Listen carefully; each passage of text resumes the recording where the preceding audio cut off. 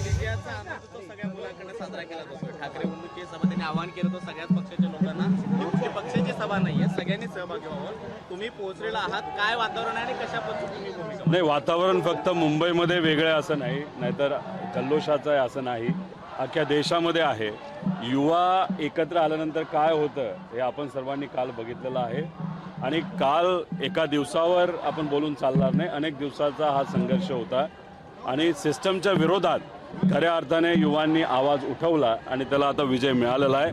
पण हा विषय इथं न थांबता अशा अनेक गोष्टी आहेत, अनेक विषय आहेत ज्याच्यावर खऱ्या अर्थाने आपल्याला काम करावं लागणार आहे आणि संविधान जर टिकवायचं असेल तर आपल्याला येत्या काळामध्ये डिलिमिटेशनचा SIRचा सुद्धा मोठ्या प्रमाणात विरोध हा करावा लागेल आणि सिस्टमच्या विरोधात लढत असताना इतर महत्त्वाचे विषय जे आहेत त्याच्यावर सुद्धा लक्ष द्यावं लागेल। भाजपच्या नेत्यांकडनं म्हटलं जात होतं की आमच्या सरकारमध्ये राजीनामे होत नसतात, त्या भाजपच्या मंत्र्याला कुठेतरी राजीनामा द्यायला झालेला आहे, भाजप बॅकफूटवरती गेलाय का?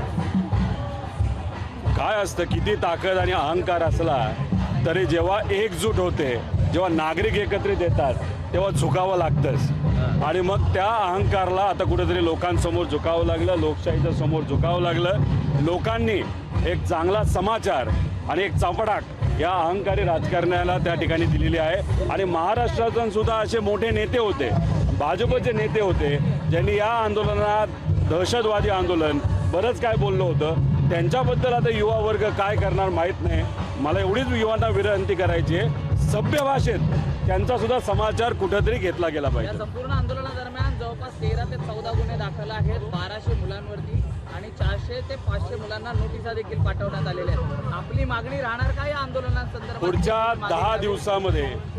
10 दिवसामध्ये या युवावरचे सगळे जे काही कारवाई त्याच्यामध्ये केलेल्या आहेत, त्यांच्यावर जे कुठले कलम टाकलेले आहेत, तर महाराष्ट्रामध्ये आणि देशामध्ये सुद्धा, खास करून महाराष्ट्रातला असल्यामुळे मी इथं बोलतो, महाराष्ट्रामध्ये हे गुन्हे जर मागे नाही घेतले पुढच्या 10 दिवसामध्ये तरी मग या महाराष्ट्राच्या सरकारला हे मागायचं आहे। संविधानिक मार्गाने लढाई जिंकता येतात, त्याची सुरुवात युवांनी केलेली आहे का देशात? नाही, संविधानिक मार्गाने नक्कीच आपण लढाई जिंकू शकतो। युवा आज जर आपण बघितले 40 वयाच्या खाली 60% लोकसंख्या युवांची आहे, त्यामुळे युवांची ताकद मोठी आहे, पण दुर्दैव असं ती संघटित होत नव्हती, आता ती संघटित झालेली आहे। त्यामुळे या महाराष्ट्रासाठी महत्त्वपूर्ण असणारे विषय, नाही तर देशासाठी महत्त्वपूर्ण असणारे विषय, लोकशाही टिकवण्यासाठी आणि संविधान टिकवण्यासाठी खऱ्या अर्थाने आपल्याला एकजूट यावी लागेल। युवांची ताकद खूप मोठी आहे आणि कालच्या आंदोलनाच्या नाही तर सत्याग्रहाच्या विजयानंतर आता कुठेतरी जाणीव झाली आहे की आपला विजय होऊ शकतो। त्यामुळे या सर्व युवांनी याच्या पुढे ही लढाई अशीच चांगल्या दृष्टिकोनातून त्या ठिकाणी सुरू ठेवली पाहिजे। lot from lathi charge to several brutality incidents we saw. How big is this victory for the Generation Z? It's an important victory. Dharmendra Pradhan giving the resignation is a very important victory. But what more important is people or the yuva from rural area as well as city area have come together. So they have gone beyond caste and religion. They have come together as Indians. That is more important. And to support Constitution, to support democracy, yesterday's win was very important, and henceforth government will also know if they behave irresponsibly, if they kind of try to hurt the Constitution, then the youth of India won't allow. Government has known that, so this is very important for the Constitution and the democracy. लेकिन sir जब सरकार कहती है कि हम हमारे party में कोई resignation नहीं देता है और आज जो है रेजिग्नेशन होता है, किस तरह की उसको चपड़ाक पड़ी है सरकार को। ये जो अहंकार था, 12 साल हमको कोई कुछ हिला नहीं सकता, युवाओं ने दिखा दिया कि अगर आप कॉन्स्टिट्यूशन को क्रूहित करोगे, अगर आप लोगों को वहाँ पे ग्रांटेड लोगे, तो हम मतलब युवा उनको आपको आपकी जगह दिखा देंगे।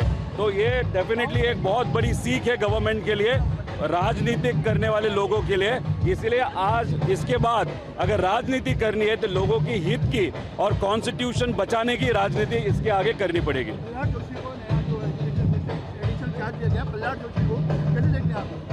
दिया है, टेम्पररी है या परमानेंट मालूम नहीं, लेकिन जो भी कोई भी पद पे जाएगा अभी 2 बार सोचेगा कुछ गलत करने के लिए। पहले कैसे होता था, हिज मास्टर वॉइस जो भी बोला जाता था कि ये करो, वो करते थे। अभी मंत्री भी सोचेंगे अरे बॉस बोल रहे ये करना है, लेकिन लोग क्या सोचेंगे। इसलिए ये जो सीख है जो लोगों ने एक इकट्ठा आके मंत्रियों को और राजनीतिक लोगों को दी है, वो सबसे इम्पोर्टेंट है।